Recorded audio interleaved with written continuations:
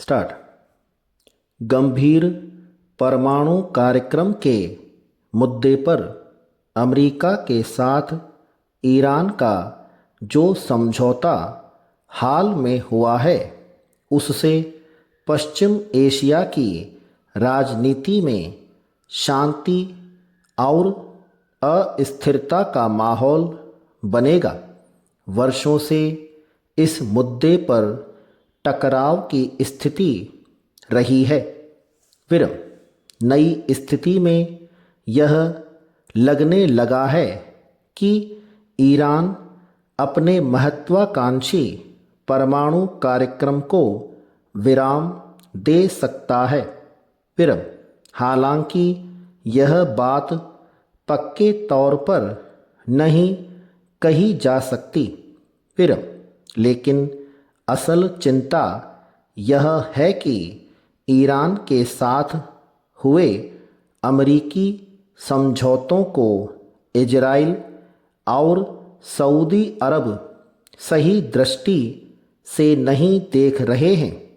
फिर अपने स्वाभाविक दुश्मन की नज़दीकी शायद उनको रास न आ रही हो।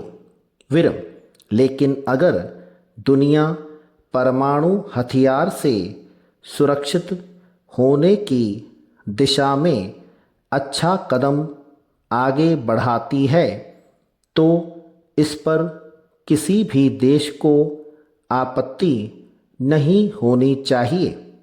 फिर यह बात इजराइल और सऊदी अरब को आवश्यक रूप से ज़रूर समझना चाहिए।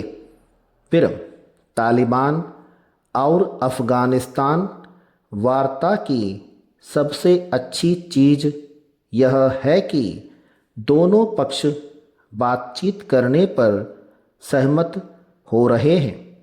फिर खासकर यह देखते हुए कि तालिबान बातचीत के लिए नहीं पहचाने जाते हैं, वे हथियार और जंग पर यकीन करते हैं।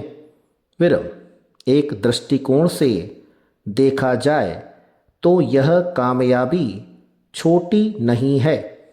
फिर ऐसा अनुमान के तौर पर कहा जा रहा है कि तालिबान कड़ी शर्तों के साथ बातचीत करने के लिए आने को तैयार हो सकता है। फिर उसकी अहम दिलचस्पी यह है कि अमेरिकी फ़ौज पूरी तरह से बाहर हो जाए।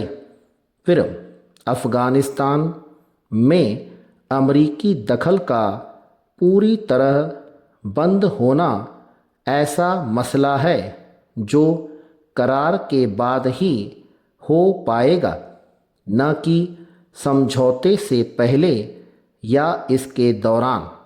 पैरा चीन और पाकिस्तान भारत के पड़ोसी मुल्क हैं। फिर भी दोनों मुल्कों की नीति में खास बदलाव होता नज़र नहीं आ रहा है।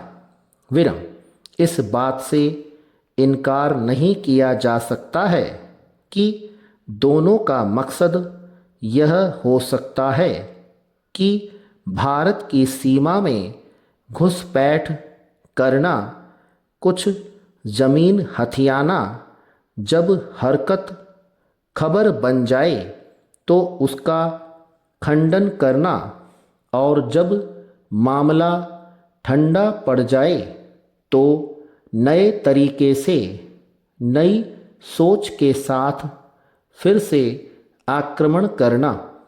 फिर जहाँ तक चीनी रणनीति का प्रश्न है, वह अचानक ही किसी देश पर आक्रमण करता है। हर कदम वायुसेना साथ होती है और जब तक कोई देश समझे कि क्या हुआ, तब तक चीनी सैनिक दुश्मन के 150 सैनिक मारकर कई चौकियों पर कब्जा कर लेते हैं। विराम। एक बार जिस जमीन पर चीन का कब्जा हो गया वह उसको अपनी मानने लगता है। विराम। अगर 1947 में पाकिस्तान अधिकृत कश्मीर का मुद्दा संयुक्त राष्ट्र संघ में न भेजा गया होता तो यह समस्या काफ़ी समय पहले ही निपट चुकी होती और आज कश्मीर में अमन और शांति बहाल हो सकती थी। स्टॉप।